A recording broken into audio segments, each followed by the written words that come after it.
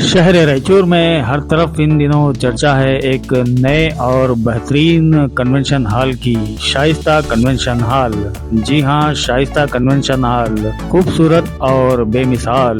शादी ब्याह हो या फिर अकीका, एंगेजमेंट हो या फिर birthday party, office party, get together party या फिर कोई और फंक्शन हो, आप यहाँ पर पूरे इत्मीनान के साथ कर सकते हैं। हर फंक्शन आपका लगेगा शानदार और बनेगा यादगार। तो फिर देर किस बात की है, अपने किसी भी फंक्शन को यादगार बनाने के लिए आज ही बुक कराइए शाइस्ता कन्वेंशन हॉल, निहायत ही वाजबी दामों में। फोन नंबरात हैं 9482899786, 9845210196। नाज़रीन, आदाब। एवन टीवी में आप तमाम का खैर मकदम है। रायचूर से शकनगर जाने वाली रोड पर वडलूर क्रॉस के पास आज कर्नाटका रक्षणा वेदिके की जानिब से जबरदस्त एहतजाज मुनज़्ज़म किया गया था। इस एहतजाज के दौरान इन्होंने मुतालबा किया कि रायचूर ग्रोथ सेंटर वडलूर के हुदूद में जो कंपनी वाक़ा है टेक्सॉन स्टील्स लिमिटेड, इस कंपनी के जरिए यहाँ के अवाम को मुख्तलिफ सहूलियात फराहम नहीं की जा रही है, लिहाजा कंपनी की जानिब से मुकामी अवाम को सहूलियात फराहम की जानी चाहिए। इन्होंने कहा कि कंपनियों के क़याम से कबल इस बात की इत्तला दी गई थी कि जो भी कंपनी कायम होगी वो मौजे में बुनियादी सहूलियात फराहम करेगी, साथ ही साथ यहाँ के मुकामी अवाम को रोजगार भी फराहम करेगी। लेकिन इस कंपनी के जरिए ना ही बुनियादी सहूलियात फराहम की जा रही है, ना ही मुकामी अफराद को रोजगार फराहम किया जा रहा है, लिहाजा जल्द अज जल्द मुकामी अवाम को रोजगार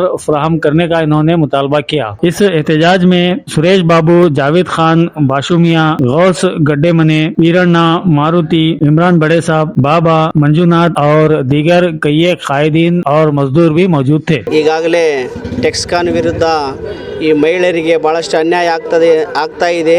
ಯಾಕಂತಂದರೆ ಇಲ್ಲಿ ಕಾಂಟ್ರಾಕ್ಟರನ್ನು ನೇಮಕ ಮಾಡಿ ಆ ಕಾಂಟ್ರಾಕ್ಟರ್ ಹೆಸರಿಗೆ ಮಾತ್ರ ಕಾಂಟ್ರಾಕ್ಟರ್ ಆಗಿದ್ದಾನೆ, ಅದಕ್ಕೆ ಯಾವುದೇ ಹಕ್ಕು ಅಧಿಕಾರವಿಲ್ಲ. ಕಂಪನಿ ಮಾಲೀಕರು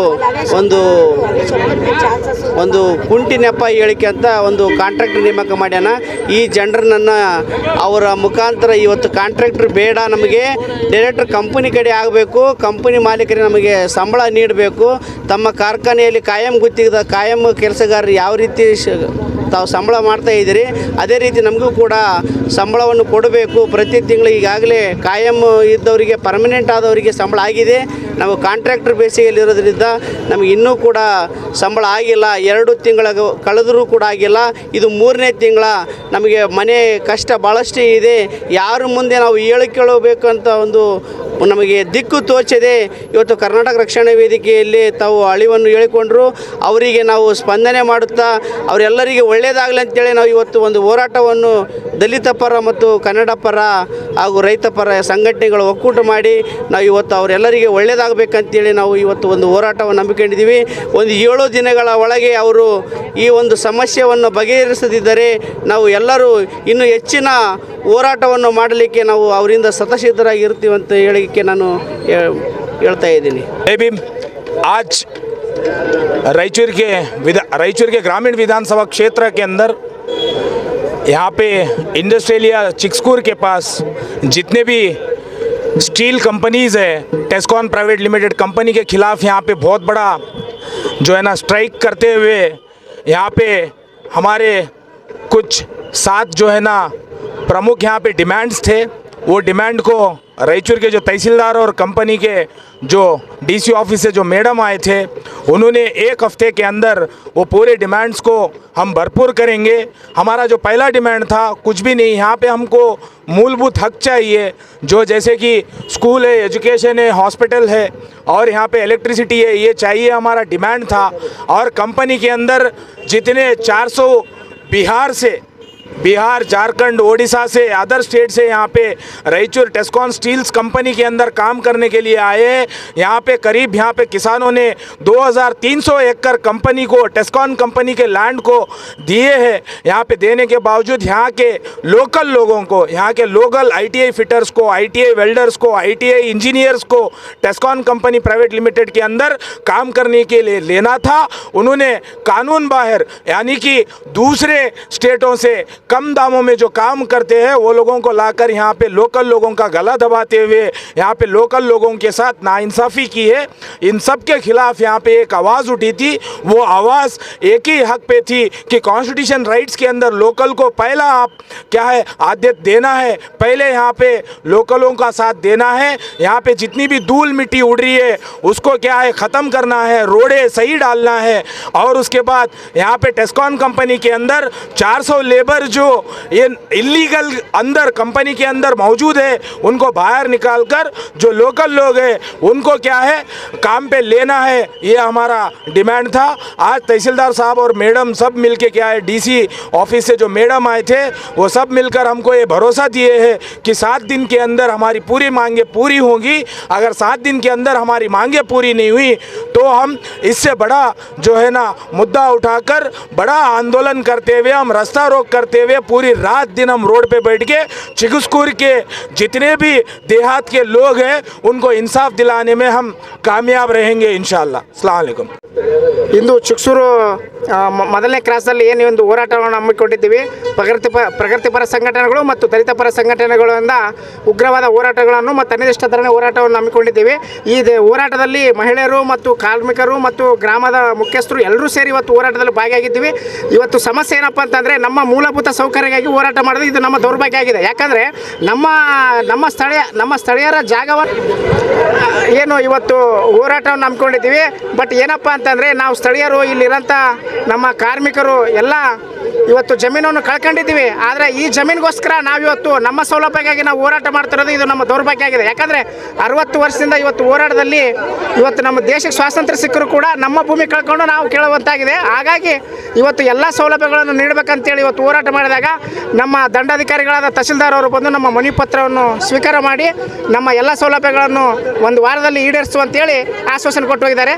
ಜೈ ಹಿಂದ್ ಜೈ ಕನ್ನಡ. ನನ್ನ ಮಾತು ಮುಗಿಸ್ ವರ್ಷ ಆಯಿತು ನಾವು ಮಾಡೋಕ್ಕೆ ಒಂದೂ ಇಲ್ಲ. ನಮ್ಮದು ಕಂಪನಿ ಕಡೆಯಲ್ಲಿ ಅಂತ ಸೌಲಭ್ಯಗಳು ಅಮೌಂಟು ನಮ್ಗೆ ಕೈಗೆ ಕೊಡ್ತಾರೆ.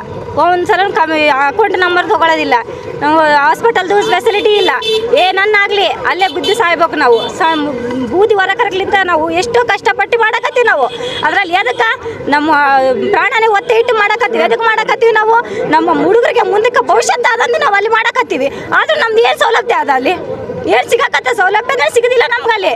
ಅಷ್ಟು ನೀವು ಯಾರು ನೀವು 3 ವರ್ಷದಿಂದ ದುಡ್ದವರು ನಿಮ್ದು ಏನಾದ್ರು ಪ್ರೂಫ್ ಅಂತ ಕೇಳ್ತಾರೆ. ಇವಾಗ ಬಂದವರೇ ಕೇಳಕತ್ತಾರೆ ನಮ್ಗೆ ಆನ್ಸರ್ ಏನು ಕೊಡ್ಬೇಕು?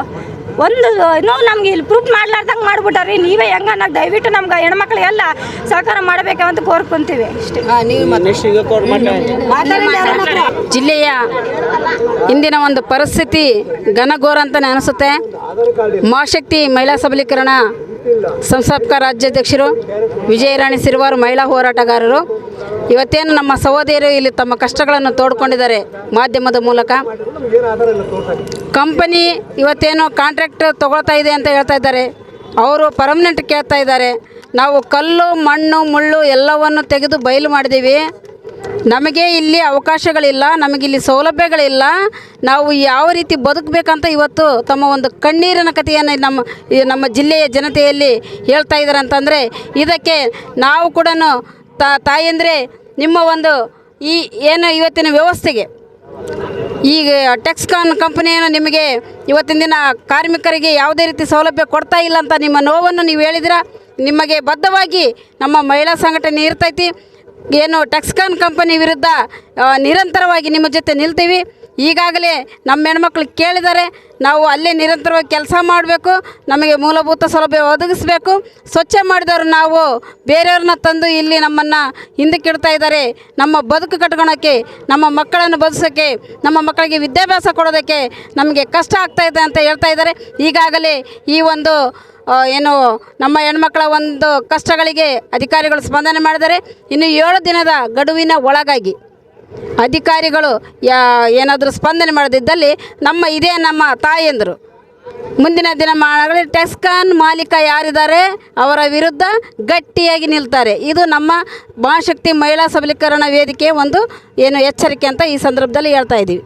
ಆಯಿತು ಅಲ್ಲಿ ಇಲ್ಲಿ ಕೆಲಸ ಮಾಡಿ ನಾವು ಜೀವನ ಮಾಡ್ತಿದ್ವಿ. ಮತ್ತೆ ಟೆಕ್ಸ್ಕಾನ್ ಅಂತ ಮತ್ತೆ ಅದು ಕಂಪನಿ ಮತ್ತೆ ಚಾಲು ಆಗ್ಯದ.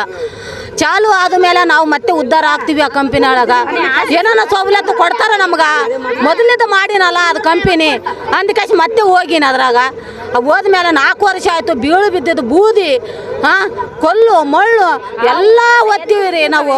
ನಮ್ಗೆ ಏನೇ ಸವಲತ್ತಿಲ್ಲ. ಒಂದು ಕಾಂಟ್ರಾಕ್ಟರ್ ಅಂತ ಇದಾನ ನಮ್ಗೆ, ಆ ಕಾಂಟ್ರಾಕ್ಟರ್ ಟೈಮಿಗೆ ಪೇಮೆಂಟ್ ಇಲ್ಲ. ಪೇಮೆಂಟ್ ಕೇಳಕ್ ಹೋದ್ರೆ ಅವ್ರು ಏನಂತಾರ, ಗುಪ್ತ ಕೊಟ್ಟ ಮೇಲೆ ನಿಮಗ ಕೊಡ್ತೀನಿ, ಗುಪ್ತ ಕೊಡಲಿಲ್ಲ ಅಂದ್ರೆ ನಿಮಗ ಕೊಡಲ್ಲ ದುಡ್ಡು ಅವ್ರು ಹಿಂಗೆ ಹೇಳ್ತಾರೆ. ನಾವ್ ಏನ್ ತಿನ್ಬೇಕು?